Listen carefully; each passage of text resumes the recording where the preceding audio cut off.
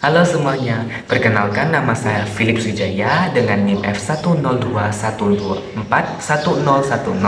Saya merupakan mahasiswa Universitas Tanjung Pura dari program studi pendidikan bahasa Inggris kelas A1 plus semester 1. Nah, pada video kali ini saya akan membahas tentang permasalahan pendidikan di Indonesia pada saat ini. Namun, sebelum saya lanjut, saya akan menjelaskan pengertian dari pendidikan ini. Pendidikan adalah suatu proses pembelajaran, pengetahuan, keterampilan, dan kebiasaan kita dalam lingkungan yang berlangsung sepanjang hayat. Nah, ini maksudnya adalah pendidikan itu adalah proses pembelajaran pengembangan pengetahuan kita dari yang awalnya kita tidak paham menjadi paham. Lalu, berlangsung sepanjang hayat ini maksudnya adalah kita akan terus belajar lagi walaupun kita sudah lulus dari SMA maupun lulus dari kuliah. Di luar nanti itu kita juga akan belajar lebih banyak lagi. Nah, lalu kita tahu bahwa banyak sekali isu-isu atau permasalahan di dunia pendidikan Indonesia pada saat ini. Nah, saya akan mengambil satu permasalahan pendidikan yang sering saya dengar, yaitu tentang rendahnya literasi membaca, menulis, berhitung pada peserta didik di Indonesia. Saya yakin bahwa teman-teman sudah tidak asing lagi dengan permasalahan ini. Lalu, rendahnya tingkat literasi pada peserta didik ini tidak hanya terjadi pada anak-anak pada SD, melainkan di tingkat SMP, SMA, hingga perguruan tinggi juga ada literasi yang rendah. Kemudian juga di kalangan masyarakat juga begitu. Lalu, pendapat saya tentang permasalahan ini, yaitu masalah literasi ini sangat penting untuk kita perhatikan. Karena jika tingkat literasi peserta didik semakin rendah, maka mereka akan kesusahan menghadapi pembelajaran yang akan datang pada mereka karena membutuhkan banyak kemampuan literasi. Kemudian juga literasi ini sangat penting dan berguna bagi kita karena itu adalah sebuah kemampuan dasar yang mendorong perkembangan hidup kita. Lalu saya akan memberikan pengalaman pribadi saya tentang permasalahan ini. Yang pertama itu tentang literasi membaca. Nah, saya kan mempunyai adik di rumah yang di kelas 4 SD. Pada suatu hari saya tuh menyuruh dia membaca.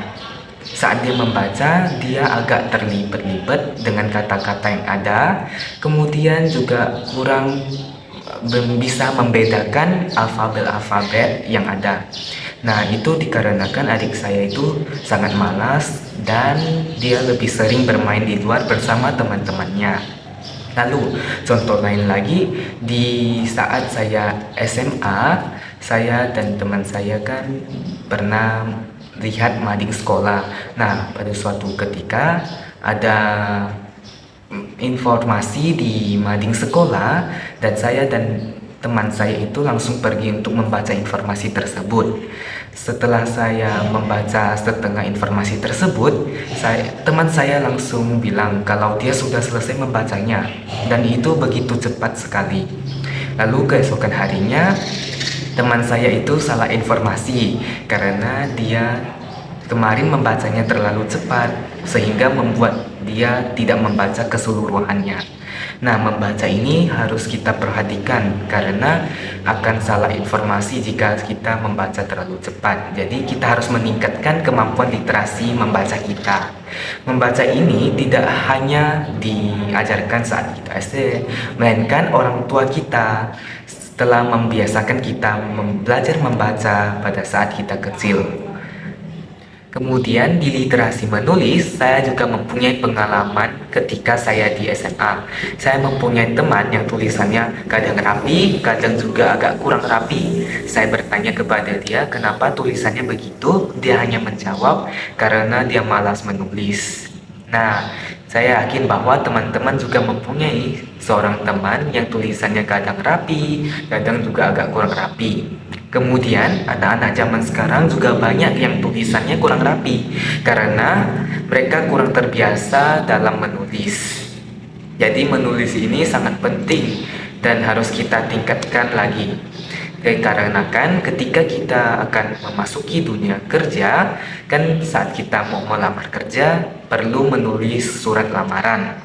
Nah, contohnya membuat surat lamaran. Jika kemampuan menulis kalian kurang, kalian akan kesulitan dalam menulis sebuah surat lamaran. Nah, apa saja sih faktor-faktor yang mempengaruhi rendahnya tingkat literasi pada peserta didik? Nah, yang pertama itu ada di kurangnya minat pada peserta didik. Jadi, peserta didik ini kurang minat atau tertarik dalam literasi membaca, menulis, maupun berhitung. Dikarenakan metode pembelajaran yang didapatkan agak sedikit membosankan. Terus yang kedua itu kebiasaannya agak kurang. Nah, jadi para peserta didik ini saat kecil mereka tidak terbiasa diajarkan oleh kedua orang tua mereka untuk latihan belajar, membaca, menulis, dan berhitung. Terus yang ketiga ini ada pengaruh lingkungan. Nah, ini juga sangat penting karena lingkungan ini dapat mempengaruhi anak-anak.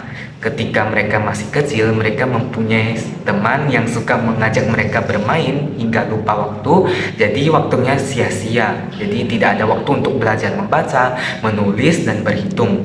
Terus yang keempat ini ada di pengaruh digital. Nah, kita tahu bahwa zaman sekarang ini zamannya digital. Beda dengan zaman dahulu yang tidak ada akses internet. Jadi anak-anak zaman dulu dan sekarang sangat berbeda. Karena anak zaman dulu karena tidak ada akses internet, mereka membaca buku untuk mendapat informasi lebih banyak. Sedangkan anak-anak zaman sekarang karena sudah berketergantungan dengan digital, jadi mereka lebih sering melihat handphone mereka untuk melihat berita, lalu sudah lupa dengan kegiatan belajar membaca, menulis, dan sebagainya. Dan yang terakhir ini adalah kualitas pendidik. Nah, kita tahu bahwa pendidik ini adalah komponen paling penting di dunia pendidikan karena mereka mengajar dan mendidik para peserta didik. Jika pendidik ini sangat pasif dalam mengajar, maka murid-murid akan lebih cepat bosan dalam menanggapi pendidik tersebut.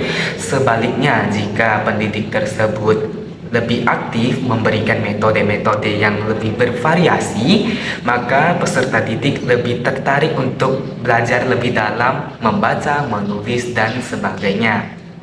Nah, jika ada faktor, berarti ada dampaknya nih. Dampaknya yaitu jika rendahnya tingkat literasi pada peserta didik, maka mereka akan kesulitan menghadapi pembelajaran-pembelajaran yang akan datang karena pembelajaran ke depannya akan membutuhkan lebih banyak kemampuan literasi membaca, menulis, dan berhitung. Nah, karena tadi kita sudah bahas faktor, dampak, berarti ada solusinya nih. Jadi, solusi yang dapat kita lakukan untuk mengatasi rendahnya tingkat literasi pada peserta didik yang pertama yaitu di lingkungan keluarga terlebih dahulu. Jadi, kedua orang tua pada anak dapat memperhatikan anaknya lebih lanjut dan membiasakan mereka dalam belajar membaca, belajar menulis, belajar berhitung. Yang kedua yaitu di lingkungan sekolah, guru dapat memotivasi para peserta didik dengan cara menasehati mereka tentang pentingnya pendidikan, pentingnya belajar membaca, menulis, dan berhitung.